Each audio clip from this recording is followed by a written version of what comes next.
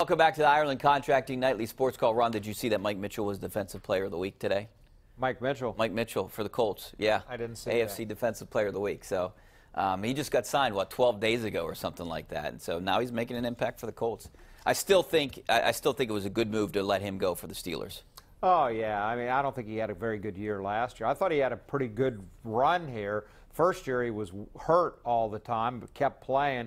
And then I thought his next couple of years were pretty good last year, not so much the stuff at the end of the year, talking about the Patriots and then, you know, making a jerk of himself outside the Jacksonville locker room and then not playing well on top of it, all those things.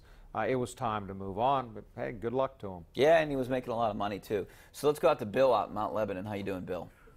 Oh, hi, Bill. Hi, Rob. How you doing? Good. How you doing?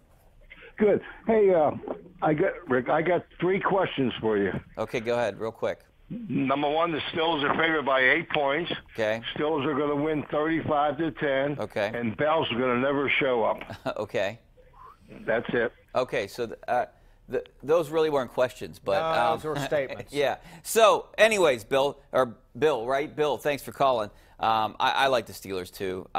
You know, this game could be close, but I think the Steelers are going to win it by more than 8 points. All right, back out to the phone lines, and we're going to go out to Masterson out in Regent Square. What's up, Masterson? Yes, sir. Good evening. Greetings, tidings. Happy holidays. Thanks for calling. I don't talk to you before.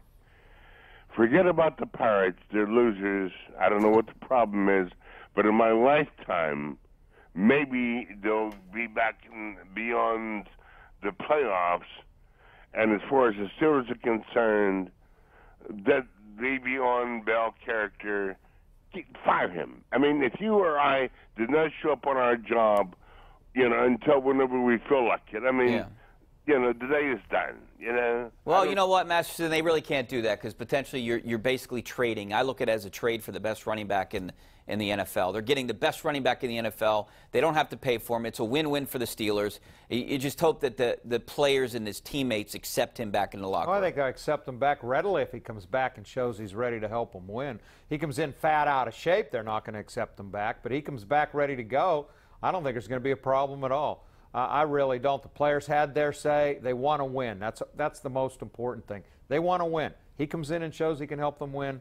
They'll wrap both arms around him. Yeah, and I kind of see that too now. And you know, I thought that they would blame him if they got out to a bad start or were in a bad position at this point.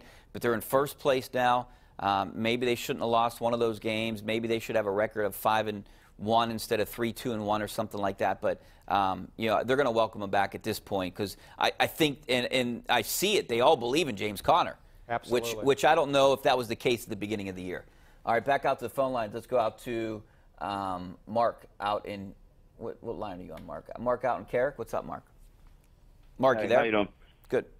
Yeah, I want to ask you with the situations like Le'Veon Bell and Earl Thomas, with the CBA expiring in 2020, when you have these acute events that are glaring and hard to ignore, do you believe the players will ever firmly put their foot down and there will be a work stoppage, or do you believe there's simply too many warm bodies to replace them to where it's never going to get to that point? Oh, I think there could be a work stoppage. I really do, for that part of the whole franchise tag stuff, the relationship with Goodell and how much power he has.